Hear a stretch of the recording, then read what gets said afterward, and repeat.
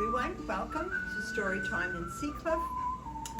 And the name of the story, well, remember, we had a very, very fine clue. And that clue is right there behind me. It's going to be the story of a cow. And the cow's name is Belinda. Pretty name. It's kind of a silly story, so let's find out. All right.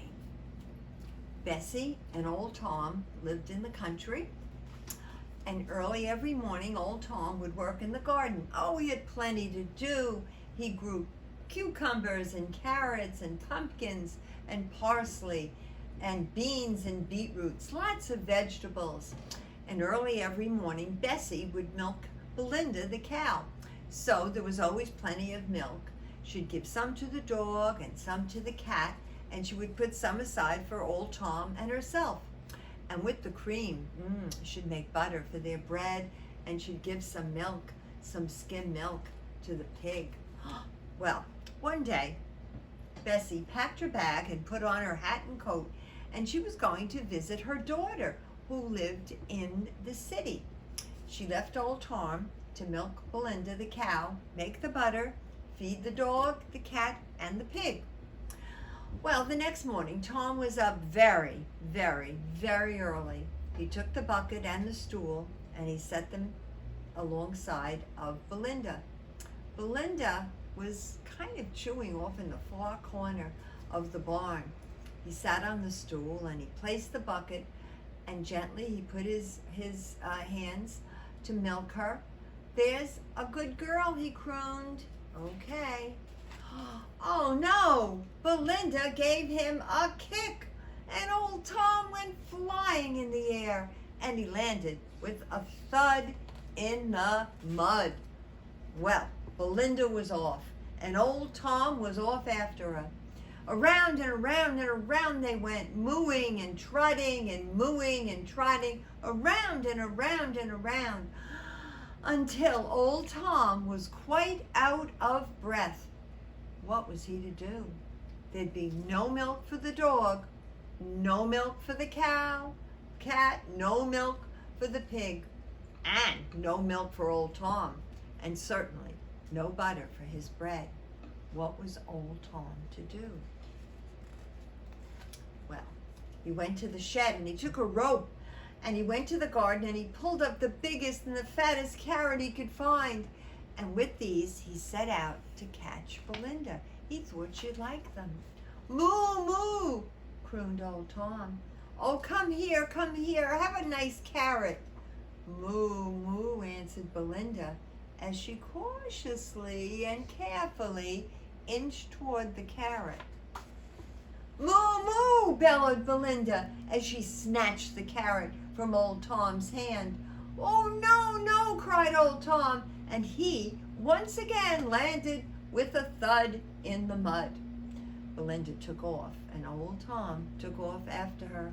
Around and around they went, mooing and trotting, around and around, until old Tom was quite out of breath. Oh no, what was he to do? He couldn't catch Belinda. He couldn't milk Belinda. And if he couldn't milk Belinda, there'd be no milk for the cat or the dog or the pig or for old Tom himself, and no butter for his bread. What was he to do? He thought and he thought and he thought and he thought and he thought, and at last he stood up and he went into the house. He realized that Belinda missed old Bess, who was the person that always milked her. So he dressed up as Bess. He put on her pink dress. Oh, it was much too big, so he put on a pillow from the bed. And sure enough, he tied Bessie's apron around to hold everything in place. So do you think he looks like Bessie? He put on her big straw hat. He thought maybe that would do. And she always wore boots, very nice rubber pink boots. So we put them on too. And in this disguise, he went out to milk Belinda. Well, she was chewing over there in the far corner of the barn. She looked up and she blinked and she went on chewing. And quietly, very quietly, old Tom came closer and closer. He sat on the stool, he placed the bucket carefully between his knees, and gently he began to milk Belinda. And this time, he knew better. He didn't say a word. And sure enough, the milk came. It crept up and up and up until the bucket was full. No more milk would come. The bucket was filled with wonderful milk. Plenty for the pig, the cat, the dog, and lots for old Tom. And sure enough, cream to make butter for the bread. Well, let's see, is the pig gonna have some? Yes, he is. Well, shortly after, guess who came home? You guessed it, Bessie. She wondered when she went to her closet to hang up her coat, there was mud all over her dress.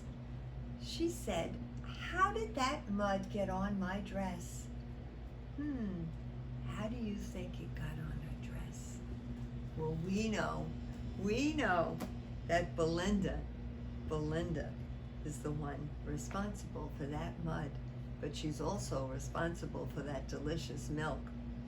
So that's the end of the story. I love that story. Very good story. And this is our Belinda here, right? Okay, let's find out about the cake. Nothing nicer than a big glass of milk with a piece of birthday cake.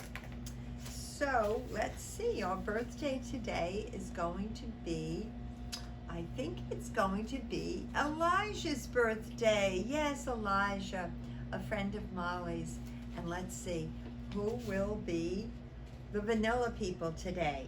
Vanilla people include Molly and Alice, Riley, Audrey, Lila, Jackson, Miles, Joseph, and our chocolate people are Ben and Bee, Bevy, Henry, Graham, Martha, and Clara. Okay, let's see. Oh, and Reagan. Oh, Reagan voted too for chocolate. So let me count. 1, 2, 3, 4, 5, 6, 7, 8. 8 for chocolate. 1, 2, 3, 4, 5, 6, 7. 8 for vanilla also. So we have and look it. We must have known. It's already divided. It's beautiful. All right, Elijah, you ready for us to sing to you? Here we go. Happy birthday to you. Happy birthday to you. Happy birthday, dear Elijah. Happy birthday to you. All right. Thank you very much, everybody. And tomorrow, let's see, do you have a clue for us? Oh, Oprah, no clue. I wonder why. Must be a surprise. All right. Thank you, cameraman Dan. Thank you, Oberon, for being with us, and I hope you have a good surprise for us for that story tomorrow. And remember, everyone, I love you all very, very much.